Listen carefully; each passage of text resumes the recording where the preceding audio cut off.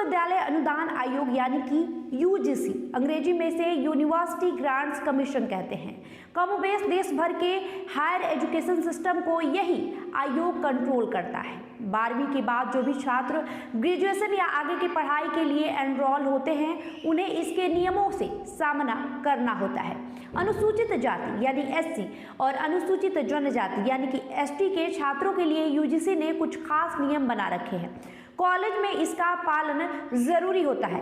पहली बार वही नियम ओबीसी यानी कि अन्य पिछड़ा वर्ग की जातियों से आने वाले छात्रों को शामिल किया गया है। यूजीसी ने अपनी गाइडलाइन में 2 अहम बदलाव किए हैं। सवर्ण यानी जनरल कैटेगरी से आने वाले छात्रों के साथ भेदभाव बताया जा रहा है।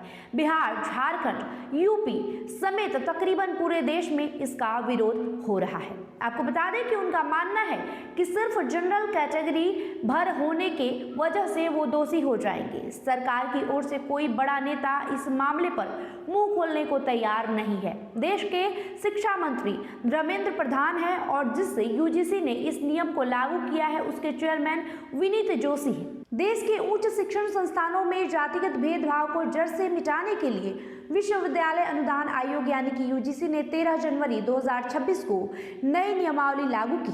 15 जनवरी से प्रभावी हुए इन नियमों का उद्देश्य एससी, एसटी और ओबीसी समुदायों के छात्र और शिक्षकों के लिए परिसर में सुरक्षित वातावरण सुनिश्चित करना है।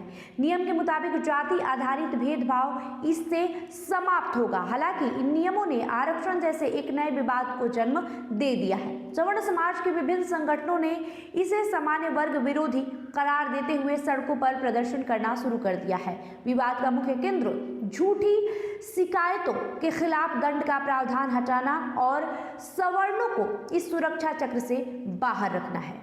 आपको बता दें यूजीसी ने उच्च शिक्षा संस्थानों में समानता को बढ़ावा देना विनिमय 2026 के तहत हर संस्थान में समान अवसर केंद्र यानी ईओसी और इक्विटी समितियों का गठन अनिवार्य कर दिया है। इसमें पहली बार अन्य पिछड़ा वर्ग यानी ओबीसी को भी जातिगत भेदभाव के दायरे में शामिल किया गया है। इन नियमों की माने तो किसी भी संस्थान के प्रमुख यानी कुलपति या प्राचार्य को भेदभाव के खिलाफ सीधे जवाबदेह बनाया गया है। सत्ताधारी भाजपा की ओर से गोटा के बीजेपी सांसद निशिकांत दुबे मैदान में आए। उन्होंने सोशल मीडिया एक्स पर केंद्र का बचाव किया। उन्होंने लिखा 10% आरक्षण गरीबों को देने वाले के खिलाफ कौन? ये पत्र है, पढ़ लीजिए, जिसमें यूजीसी साफ कह रही है कि किसी भी समाज, जाति, वर्ग, धर्म या संप्रदाय के तौर पर कोई भेदभाव नहीं होगा। बाबा साहब अंबेडकर जी के बनाए संविधान के आर्टिकल 14 की मूल भावना का सम्मान मोदी गारंटी है। इसके साथ ही उन्होंने यूजीसी के उस लेटर को शेयर किया जिससे इस नियम को लागू बताया जा रहा है। बहरहाल इस रिपोर्ट में इतना ही। बने रहे माई पीडीएस समाचार के साथ। बहुत बहुत शुक्रिया।